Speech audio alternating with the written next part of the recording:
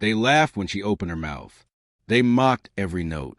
"Who does she think she is?" they whispered. But that same voice, once shaky and small, would one day echo across the nation, because she wasn't just singing. She was rewriting her future. Harmony Davis was born in a forgotten corner of Alabama, a town where dreams dried out faster than the summer fields. She lived in a rusted trailer with her mother and little brother. Their father had left when Harmony was 5. All they had was each other and a broken upright piano her mom rescued from a junkyard. Every evening after homework and chores, Harmony sat at that piano. Half the keys didn't work. The pedals stuck. But her voice, raw, untrained, filled the tiny living room like a cathedral.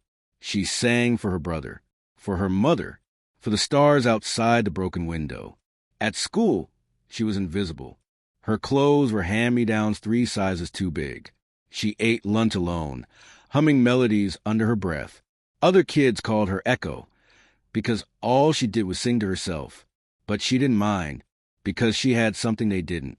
She had music. In 8th grade, the school announced its annual talent show. Kids auditioned with pop songs, flashy dance routines, skits with canned laughter. Harmony showed up wearing a borrowed dress and muddy boots. When it was her turn, someone in the back laughed. She closed her eyes and sang. No backtrack, no fancy mic, just her voice, carrying pain, carrying hope. Each note wove a story no one had ever heard before. When she finished, there was a pause. Then applause, real, rising, unstoppable. The same students who ignored her for years now asked if she could sing again. Her mother cried when Harmony got home that night, not because of the applause, but because her daughter finally believed in herself. Harmony didn't stop. She uploaded covers on YouTube, using a cracked iPhone taped to a cereal box. She watched tutorials, took free online music theory courses. At 15, she began writing her own songs. One day, her choir teacher slipped her a flyer, a statewide music scholarship competition. Winners would receive full scholarships to a prestigious arts academy. Harmony had never left her town, but she applied. She walked into the audition room, heart pounding. The judges barely looked up when she entered, until she sang. An original ballad titled Asterisk, Voice of the Valley. Asterisk, her truth, her story. It hit like a flood. When she opened her eyes, one of the judges was wiping away tears. A week later, the acceptance letter arrived. Harmony had won. At the academy, she was surrounded by students with vocal coaches. Studio experience, perfect pitch.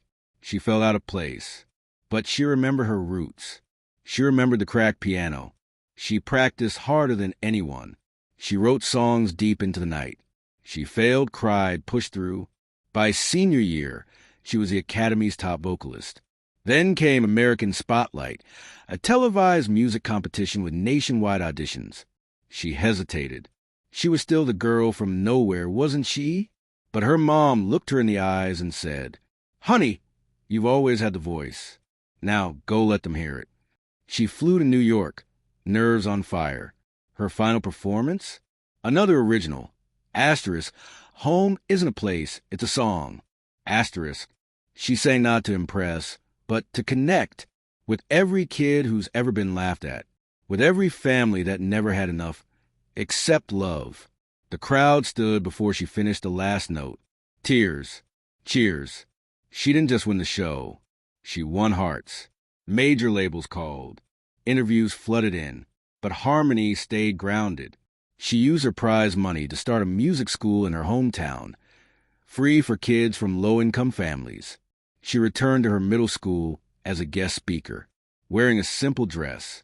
No makeup, no ego. She looked out at the students and said, "They used to call me Echo, but I wasn't repeating anyone else's story. I was writing my own. If you have a voice, use it.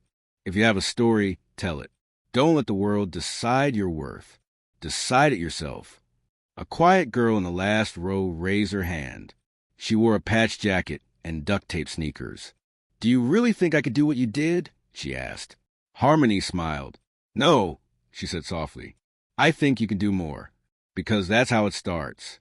Not with fame, not with money, but with a moment when you choose not to listen to the laughter, but to the beat of your own heart.